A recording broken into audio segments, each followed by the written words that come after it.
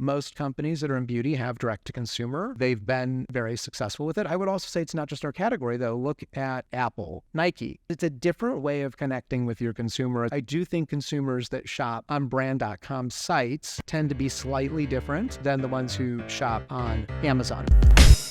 Welcome to the Brand Podcast, where you'll learn from successful omnichannel brands, which in turn will help your brand grow. Here's your host, Liron Hirschkorn. The Brand Podcast. Liron Hirschkorn, your host of the Brand Podcast, and you're about to listen to a series of episodes we recorded at Shop Talk with some very special guests, all hosted by our VP of Marketing, Kate Bray. Enjoy the episodes. Welcome to Chapter 3 of Retail Renaissance. We are live in the penthouse at the Delano Hotel right across from Shop Talk 2024. I am sitting here with Andrew Freeman from Colgate-Palmolive Skin Health Group, or CP Skin Health Group, whatever you want to call it. And he has an extensive background in e-commerce strategy that we're going to hopefully cover today. So thank you for coming, Andrew, and welcome. Thank you very much for having me. I'm so excited to do this. I looked at all of your experience and all of your track record and strategy is truly impressive. So I'm really excited to talk.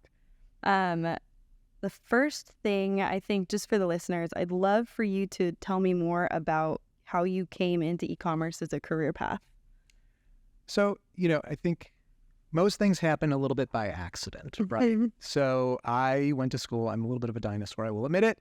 I was in school 94 to 98. When I started university, I was very lucky that I went to one of the very few that actually had high-speed internet connection. Oh, wow. So as a freshman, I had high-speed internet connection, which I know sounds like a strange thing to say, but honestly, that changed a lot of my thinking. Because before that, at home, anywhere else, it was dial-up, right? You didn't have the fastest connection. And when I started to see how fast things really could be, that made me sort of think something else is going to come. E-commerce is going to get bigger. Because at that time, there were certain sites that were already starting to do transactional. Mm-hmm. And I felt like that was sort of the future of retail. And I was studying business. I was a finance major at the time, well, dual major, finance and marketing.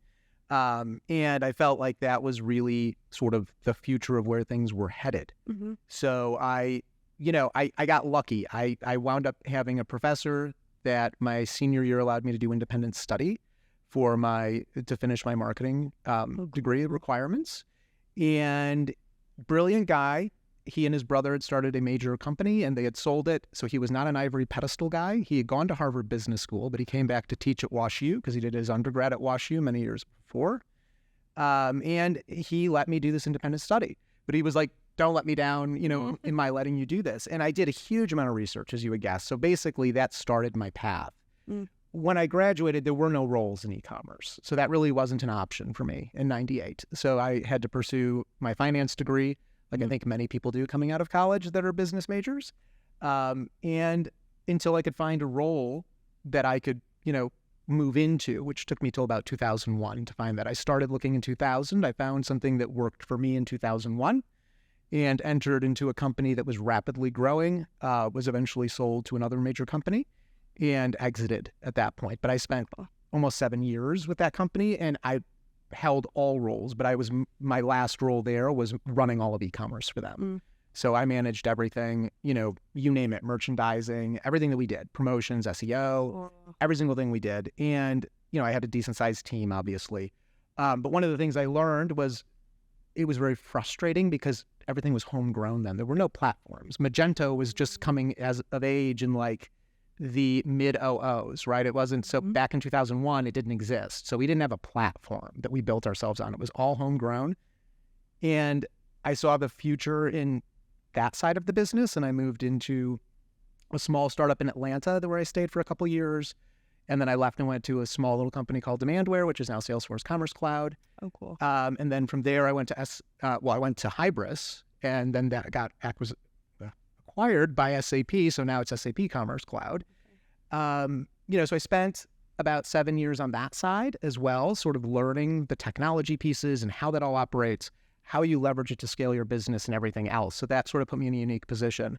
By the time I left Hybris, there I was in a position where I was like running the consulting side of the business for our customers, for our retail customers. Okay. So it was interesting because we didn't have a lot of retail customers. It was mainly B2B. And then from there, I moved into CPG. So I've kind of had a very unusual path getting where I was going, but it's, almost 23 years at this point. So it's a the internet. long time. Awesome. Yeah. I want to ask you, so you said in your college years, you had access to high-speed internet, and that was big then, and you felt like something big was coming. Yes. As from that experience. How does that compare to today when you're looking at AI, and is it a similar feeling, or what does that look like for you? It is. Last year, I did a podcast here at Shop Talk as well, and it was with Don Brett, and they asked what were my predictions walking out, and I said everything next year will be Gen AI. Mm-hmm. Everything will, because Gen AI had just sort of started. ChatGPT had just been released, so it didn't really make it into the programming last year at Shop Talk. But I knew that's what it was going to be this year. And I knew every company that was already going down the artificial intelligence roadmap was going to be adopting Gen AI into their technologies, and that it's what we would hear about this year. And I do think that's completely changing and upending how we do everything today. Super excited about the implications. Mm-hmm. And, this is definitely one of those sort of like watershed moments of how it will shift how we do everything again. Has Gen AI impacted your approach to strategic planning in any way? So it's an interesting question. I can put it this way. We are looking at it, of course. And any new technology that I'm evaluating and my team is evaluating, because I do have a fairly large team, we're looking at technologies and capabilities that will take us to the next chapter, right? We don't just want something that's for now. It needs to be now and next. So from that perspective, we're absolutely looking for, providers and capabilities that have Gen AI built in, because we know that that is going to help. We're already using it in certain areas and certain capabilities because we're with companies that are already fairly advanced. But yes, there are huge implications to us. And I think obviously, main areas that companies are looking at are things like content. And content, I don't care what category you work in. Content is literally, your goals. If you don't have good content, you're not going to get good conversions, and you're just not going to drive the sales you need. Mm-hmm. Okay. And so in your career, you've probably attended, how many strategic planning meetings do you think you've been a part of? I can't tell you. Like, seriously, I honestly could not anymore. No, and I'm not saying that to be... So that's my question, is because you've been a part of so many of those discussions, what are some common mistakes that leaders are making when it comes to strategic planning or formulating something that can then be passed to the rest of the organization? I think it's being careful when you listen to technology providers and when you listen to... You need to just be careful what you're hearing, right? Is it all buzzwords? Is there something to back it up? Because I do think, especially at senior leadership levels, a lot of times they hear certain things. And look, I don't have any issue with this. I'm in a senior leadership role, so there are things that I don't understand, and I have to ask my team to deep dive them better for me so that I know if it's the right solution or not at this point. Mm-hmm. But I do think, there's senior leadership above me, and they're at a different level, right? They're a level up. So they're literally looking at, if I'm looking at things at the 30,000 foot view, they're looking at things from the 300,000 foot view, because they have so much more responsibility. So I think the challenge for them is how much detail do you take in to understand what you're being told and what level of detail you don't need, and making sure that you don't just listen to the hype that you're being pitched. Because let's face it, agency partners, technology partners, it's all about hype and what are they doing now? How is it different from everybody else? And if you sit and you start listening to a lot of these companies, they all do the same thing. It's just a question of they're nuanced in difference, and some of those differences may be better for you than they are for someone else. I can tell you, we have specific capabilities that we use in the skin health division that Colgate does not use, right? Because they use another provider because that provider works better for their business. And I think that's completely fair. I don't think everybody needs to be, using necessarily the exact same technology provider, for example, for a capability, because you have to understand what your specific needs are as opposed to another category's specific needs.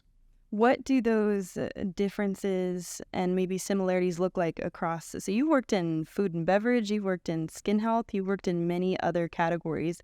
What parallels can you draw about selling or crafting strategies for these different categories? So, and I heard this from someone else many, many years ago, and I've sort of repeated it many, many times in my career. I look at everything as a widget, right? It's a widget. And the fundamentals of selling a widget are the same, whether it's a $30,000 sofa that you're selling online, whether it's a $41, now it's $43, excuse me, Alta MD UV Clear online. The selling principles remain the same. There are nuanced differences because it's a different category, different price point, different consumer. That's the change, right? That's where and I think a lot of people have difficulty moving between categories because that part scares them. And I think they don't realize that there's more similarity than there is difference. It does take time. I'll be very honest. I came from food and beverage into my CP Skin Health role. I was at Kellogg's prior. There was a lot of learning to do on the product itself, on the consumer that buys our product, on the consumer's journey because it looks different. So there's all that. It's the nuance. That's what I call the nuance, right? But then the underlying things that stay the same is how CRM functions is the same, right? In many ways, how media functions is the same in many ways. How you look at all that, the fundamentals of that are still the same. You just have to overlay the nuance on top of it in order to execute, essentially. So I think it's really doable. I will tell you, I mean, having made a number of moves I've done in the different categories of my career, it is hard to do. Like, I am getting to a point, I mean, I had this discussion with my partner. I'm at the point now where it's harder for me to just suddenly turn on a dime to a new category because I am getting a little bit older, and it is a little bit more daunting to have to go through all that while you're sort of onboarding to a new company, new culture, and everything is changing at the same time. Would I ever take back the move I made to CP Skin Health Group? No, absolutely not. Love my team, love my leadership team as well. Like, it one of the best cultures I've been in a long, long time. Colgate as a whole is an incredible culture. I can't say enough about Colgate as a company. And, that's very helpful when you do make moves. Part of it was when I made this move, it had to be for the right reasons. So because I was kind of like, I'm okay where I'm at. The main reason I did make the move, by the way, had more to do with I wanted to go back into the business side. I had spent 6 years in COE, right, in Center of Excellence, in global roles. And while I enjoyed that tremendously, there is a big difference between owning a business and owning a number and trying to influence without authority. It's a very different skill set. And I was quite successful at influencing without authority, but it wasn't my preferred skill set. Why do you think that is? I had to learn it. Like, I can't tell you why exactly, but it was something I had to learn. I will tell you that much. When the friend who brought me into CPG, we had worked together at that very first tech company I talked about in Atlanta. That's how we met each other. And he left there and went into pharmaceuticals and then wound up at Kimberly-Clark, running their global Ecom for the professional brands. And he knew what I was doing, and he basically reached out to me and said, look, your knowledge, we need it. He's like, so, come in and let's see how it works and what you bring to the table. But he did tell me, his comment to me was always, it's politics and optics. So you have to learn. It's very different. He said, you're coming from tech. That's not the way it works in tech. People are blunt in tech. People don't, sugarcoat things because it's just a different mentality. And you're not playing the politics and optics game in tech. So it was something I had to learn, and it took me, I definitely, it was a little bit hard. I would say the first 6 months was a learning. It was a steep learning slope for me to get used to that. But then I figured out how you have to do it, and that helped. And you mentioned that the culture in your current role is extremely positive. What do you attribute that to? Honestly, I think it's the values that Colgate brings. And I know that sounds cliche in some ways when you talk about values in companies, but Colgate really does have a set of values that they live, and it's very important to the company. And I think that's what makes it more unique. At other companies I've been at, I'm not going to name the companies, but I am going to say they had values, but they definitely didn't live them, and they didn't live them at the leadership level, like at the highest level of leadership. And that was the problem. So then it doesn't filter through.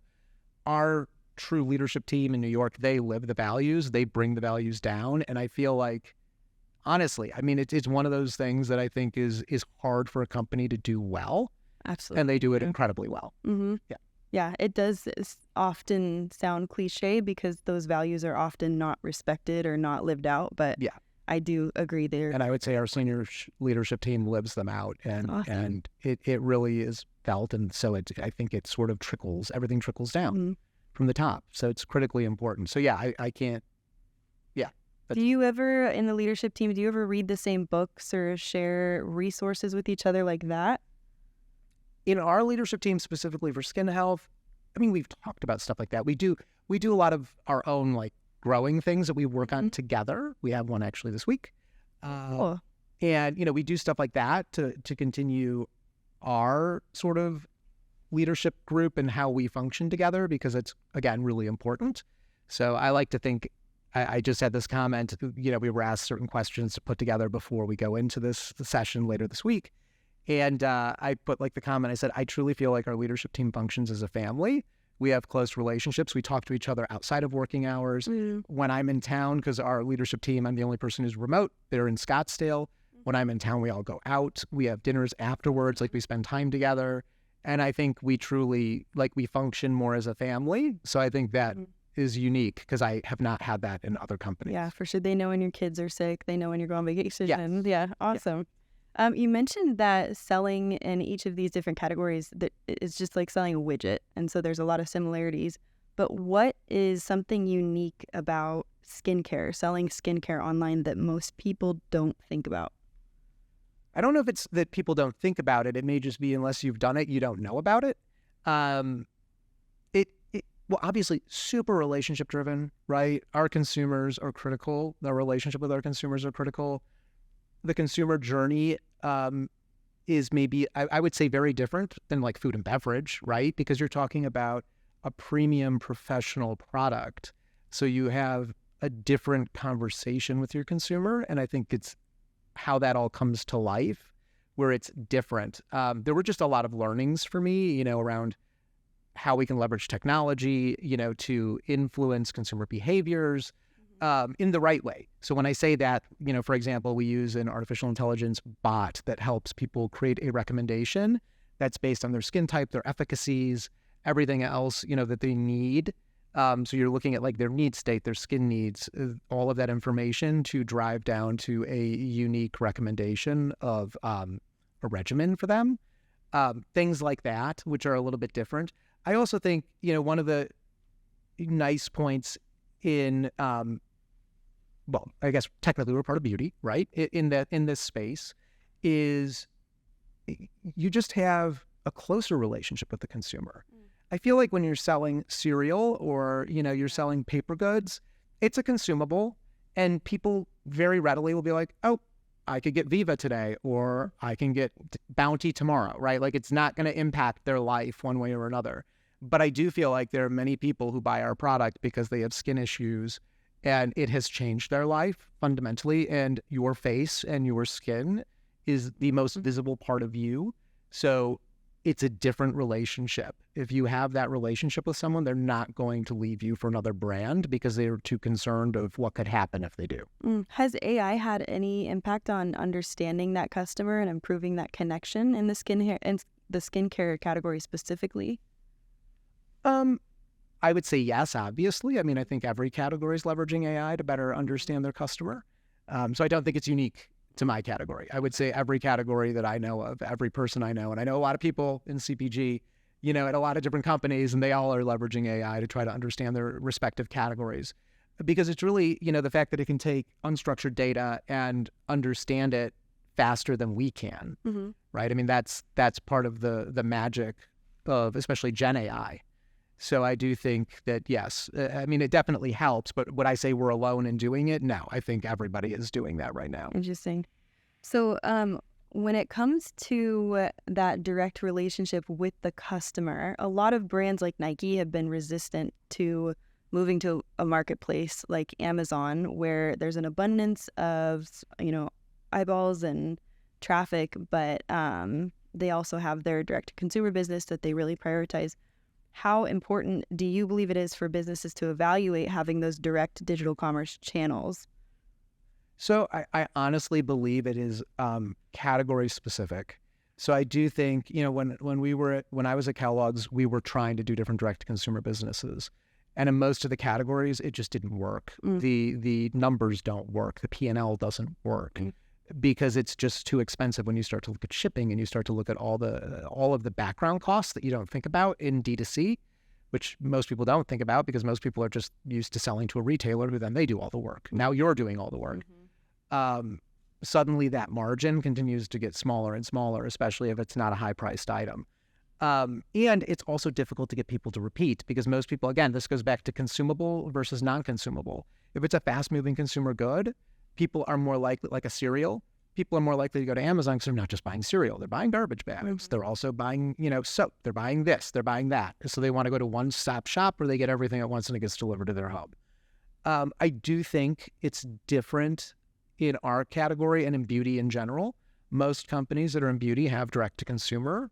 They've been very successful with it. I would also say it's not just our category though. Look at, electronics, Apple, Bose, and also, clothing, Nike. You look at all these companies, they're hugely successful with their direct to consumer businesses because it's a different way of connecting with your consumer. It's a different way of owning that consumer relationship. And it is, to me, a different consumer. I do think consumers that shop on brand.com sites tend to be slightly different than the ones who shop on Amazon, for example. Say younger? I can't really tell you, but I can say, I do know, but I can't really say that one way or another, but I can tell you, you would be surprising. We're surprised by the data points we get. That for us is, critical also, are the data points you get out of your 1P that you can't get from Amazon, you can't get from Walmart, you can't get from any other retail partner. But yes, I would say it is a different group. That's the one thing I can say is that we have found it to be accretive to the business, not dilutive. And I know other people in beauty, I know other people in different categories where they're doing this and they see the same thing. It's not something that's specific to us. I think it's just specific when you're not in a fast-moving consumer goods category. How is as you've moved into different roles in your career throughout, the past, since 94 when you graduated college, how have your relationships, 98, don't age me that much. I don't need 4 more years. How have your relationships improved throughout your career, and how have those changed your approach to strategy? How have those relationships changed your trajectory as a person? Like, what has that been like for you? Every person you interact with is going to change you in some way, right? Look, at a certain age, you're fundamentally formed and your ideas are formed and they're not going to change as much. But, a good manager can push you out of your comfort zone and make you try something else even if you don't agree with them, right? And you do learn things still. It constantly happens. It's happened to me even in this job where I've been pushed to try certain things where I said, no, it's not going to work. From prior experience, I know it won't work. And that's the one thing I think everybody, we all can benefit from is we always bring our prior experience with us, right? That's why a company hires you, because they look at your prior experience and they say, we want you for this experience. But you also have to remember that that's a crutch and that it may also hurt you in your new role to try to bring everything from your prior role in. You can bring components of it in, right? Again, I think this goes back to my comment about widgets and that they're fundamentals that are the same and you can bring those fundamentals with you, but you have to be willing to stretch. You have to be willing to go make yourself uncomfortable still. And I do think that that's critically important, and you'll still have learning opportunities and you'll be surprised when they happen. And then you have to go back to your boss and be like, you were right. Well, I don't think there's anything wrong with saying that, right? I don't. I've done that in the last few months, right? With something that came up and I was like, you're right. I should have not pushed back. I should have just given it a try and seen how it would work. And some of it is, coming from a different point of view, different experience. Sometimes it's just figuring out how that all comes together.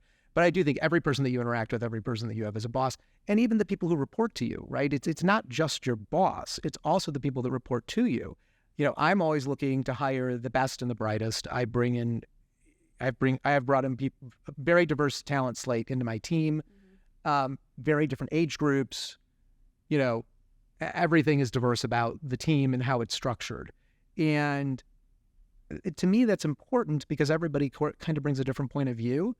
And I'm not the type of leader where I say it's my way, right? Like I want to hear from other people. I want to hear other ideas because it's their ideas that will bring about a strategy change. I mean, I'm the first to say, like I said earlier, like I feel a little bit like a dinosaur at this point in the space because I've been in it so long. And I do feel like, unfortunately, because of what I do and what I'm leading altogether, because I have responsibility of all of our channels that are digital commerce, I don't get to be as in the weeds as I used to be. And I enjoy that. I do to some extent, yes. Okay. I still do. I want to be in touch. I want to know what's happening because I feel like as a leader, you still need that. I do understand like the challenge as you grow and as you grow in leadership is that you have to be willing to step back little by little because number one, it's enabling your team. The whole point as a leader, part of your role is enabling your team and giving them a chance to shine and give them a chance to grow. So it's how do you step back from that when it's hard to do? Because you look at it a little bit like it's your baby and you don't want to step, you don't want to get too far back. And yeah, I mean, it's also figuring out where is the right space and when is it time to re-engage and when is it time not to re-engage, not be engaged. And that's a little bit of a challenge. You just sort of like learn that over time. I'm still learning it. So, I mean, I can tell you that. I can tell you because I've gotten feedback from my own team where they're like, can you give me a little more space on this? And I'm like, yes. I'm like, I'm sorry if I'm being too much in it. I will step back out of it. But just keep me informed like of what's going on in the meeting so I know. Because ultimately, I'm going to get a question from my boss about how things are going. So I need to be able to answer questions too. So yeah, it's a tricky, sort of like a tightrope that you walk. For sure. Could you share a story about a failure or mistake in your career and the subsequent lesson that still impacts your approach to e-commerce strategy today? So it's less of a specific that I'm going to give, and it's more of something I was told.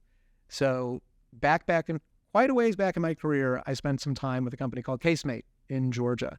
Or in Atlanta, and they still big company. They do incredible cases. You may have someone in this room probably has a case on their phone. And the founder, his name is Shashi Reddy. He's an incredibly brilliant man. I remember I was in a meeting with him and my boss at the time. And in the meeting, he just looked at us across the table and he's like, "Look," he's like, "it's not if you fail, right? It's that how fast you recover from the failure." He's like, even if it costs us money, that's fine. He's like, fail fast, try to fail as cheap as you possibly can and learn from it. And then, grow the business because you learned from that failure. Yeah. And, that was the time we were talking about that, we were expanding the business into Europe and opening e-com in Europe. We already sold in stores in Europe, but this was opening e-commerce in Europe. And they still owned a business that they created called I Make My Case, which is now, I can't remember who purchased it from them, but it was customizing your case. You could put an image on it. You could do all sorts of different things with it. And we were bringing that over to Europe. And I just remember spending a tremendous amount of time in the UK setting up the first sort of plant. And I would loosely call it that of how we were doing this. And there were definitely some failure points in our learning on how that happened. But again, it was failing fast, trying to fail as cheap as possible and getting everything up and running again as quickly as possible because we knew it was going to be a big part of the business and we had to have it scale. But yeah, when he made that comment, I can't remember the exact comment anymore and how he said it. It was very funny how he actually said it in the meeting. But, I do think he's an incredibly brilliant guy and the comment was very fitting. And I think I've sort of looked at things that way. I do think in bigger companies, it may not be as embraced as much, like that concept. I mean, they're open to failure, but I think that's, as long as it doesn't cost anything. Right. How do you think that impacts their culture? I think it just depends. I do think different parts of different companies have different ways of looking at it and what they're willing to do. I mean, personally, I feel like I'm empowered in my position to make decisions. And if a decision doesn't work, I'm going to own it and we're going to move on and we're going to change, we're going to quickly pivot and move a different way. But I also feel like if you're not willing to take those risks, it's very difficult in any business to grow a business effectively. Totally. Yeah. Anywhere in life as well. Yeah. My last question for you, if there was one piece of advice that you could impart to our listeners, what would it be? I'll keep it simple. Never stop learning. So there's always something new to learn. I mean, that's why I'm here.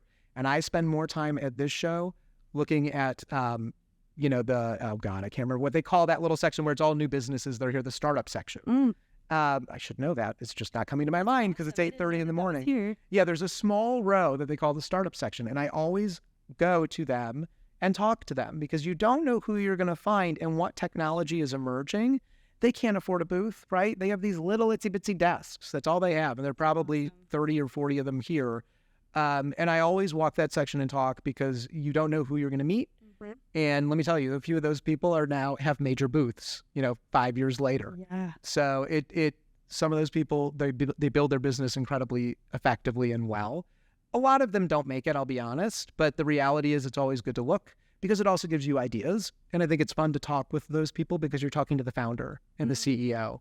And it's interesting to have the conversations with them because usually they're looking at a very specific area of commerce. But again, it's being open. It's being open to learn and, take home new ideas and try to figure out how you can implement them. I love that. I'm going to go find that section of the show today. That's awesome. I didn't know that was happening.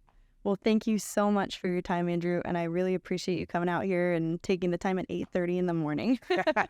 Apologize. It was so early. No, not a problem. Awesome. Thanks Well, I'd very love much. to do this again soon. Yeah, absolutely.